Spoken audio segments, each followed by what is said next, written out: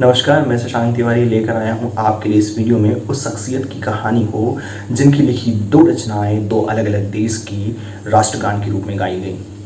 उस शख्सियत की कहानी जो पहले भारतीय बने जिन्हें नोबेल पुरस्कार से सम्मानित किया गया साहित्य के क्षेत्र में। जी हाँ, आज बात होगी कवि गुरु रविंद्रनाथ टैगोर की, उनके जन्मदिन की विशेष पे। 7 मई 1861 का दिन कलकत्ता के ठाकुरबाड़ी में देवेंद्रनाथ टैगोर और शारदा देवी के घर में जन्म होता है रविंद्रनाथ टैगोर का।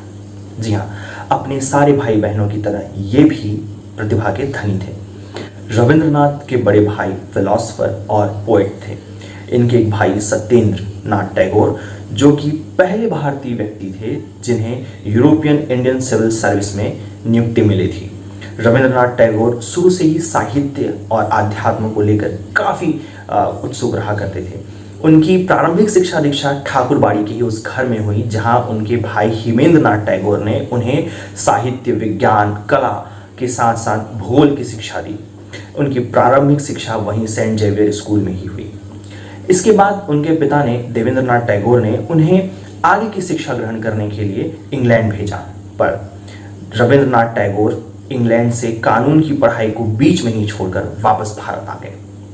यहाँ आने के बाद उन्होंने साहित्य के क्षेत्र में ही अपनी रुचि दिखाई। उनकी पहली कविता 25 फरवरी 1875 को अमृत बाजार नाम की मैगजीन में छपी। 1883 में उनकी शादी मृणालिनी देवी से होती है जो उस वक्त महज 9 साल की थी। आगे चलकर 1891 में उन्होंने चित्रांगदा नामक एक बेहतरीन नाटक की रचना की। इसके बाद शांति निकेतन की स्थापना उन्होंने 1901 में की। शांति निकेतन वो जगह जहां वो चाहते थे कि प्राचीन भारत की शिक्षा पद्धति को बढ़ावा मिले। नेचर और आध्यात्म को एक साथ जोड़कर हम इस युवा पीढ़ी को आगे बढ़ाएं। 1902 से 1907 का वक्त रविंद्रनाथ टैगोर के लिए बहुत ही दुखद भरा समय रहा। 1902 में उनकी पत्नी मृणालिनी देवी की मृत्यु हो जाती है। 1903 में उनकी बेटी, 1905 में उनके पिता और 1907 में उनके एक भाई का निधन हो जाता है। 1902 में उनकी जब पत्नी की मृत्यु होती है तब अपनी पत्नी की यादों के लिए वो बहुत से कविता की रचना करते हैं जिसे स्मरण नाम से उन्होंने संग्रह करके रखा। 1905 में जहां एक ओर उनके पिता की मृत्यु होती है वहीं दूसरी ओर बंगाल का विभाजन होता है ईस्ट बंगाल और वेस्ट बंगाल के रूप में। वेस्ट बंगाल जो कि आज पश्चिम बंगाल के नाम से जाना जाता है और ईस्ट बंगाल जो आज बांग्लादेश है। 1910 के आसपास लिखी गई उनकी रचना जनगण मन, जिसे 26th annual session of Indian national Congress Calcutta जो कि 27 दिसंबर 1911 में हुआ, वहां उसे गाया गया। 24 जनवरी 1950 को वो जनगण मन भारत का राष्ट्रगान बना।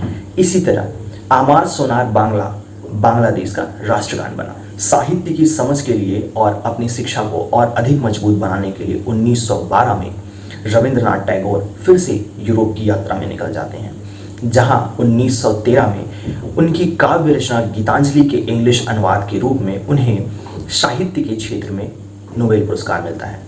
नोबेल पुरस्कार पाने वाले रविंद्रनाथ टैगोर पहले भारतीय व्यक्ति थे। 6 मार्च 1915 के दिन महात्मा गांधी रविंद्रनाथ टैगोर से मिलने शांति निकेतन आते हैं। भारत की आज़ादी के लिए दो अलग अलग सिरे के रूप में दोनों एक दूसरे के सामने थे। महात्मा गांधी की अलग सोच थी, अलग विचारधारा थी और दूसरी तरफ रविंद्रनाथ टैगोर जी की अलग विचारधारा थी।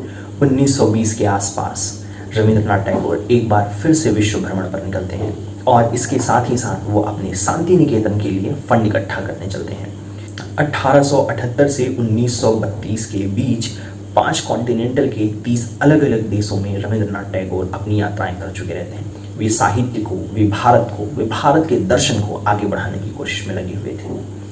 7 अगस्त 1940 का वो दिन था जिस दिन रविंद्रनाथ टैगोर को ऑक्सफोर्ड यूनिवर्सिटी की तरफ से ऑक्सफोर्ड की डॉक्टरेट की उपाधि दी जाती है। 7 अगस्त 1941 के दिन शांति निकेतन में वे अपनी अंतिम सांस लेते हैं। भारत को वो महान गौरव जिसने राष्ट्रगान दिया, भारत का वो महान व्यक्ति जिन्होंने भारत को पहली बार नोबेल पुरस्कार जिताया, ऐसे रविंद्रनाथ टैगोर को उनके जन्मदिन पर ये विशेष